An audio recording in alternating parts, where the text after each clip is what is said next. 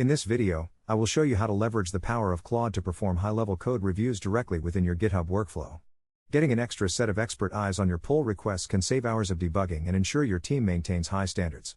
To start, navigate to your active pull request on GitHub and click on the Files Changed tab. From here, you should locate the specific functions or the entire code diff that you want reviewed and copy that text to your clipboard. Now you need to open Claude and set the right context with a powerful prompt. You should tell Claude to act as a senior principal engineer and ask it to review the specific code diff for your language of choice, such as Python or React. Be very specific about what you are looking for, like security vulnerabilities, performance bottlenecks, or adherence to clean code principles. Ask Claude to provide all feedback as a list of critical issues followed by refactored code blocks that show exactly how to implement the fixes. Paste your code at the end of this prompt and hit enter. Claude will then analyze your logic and provide a detailed breakdown of potential bugs or improvements that you might have missed during your initial development. This process ensures that by the time a human reviewer looks at your work, the most common errors have already been polished away.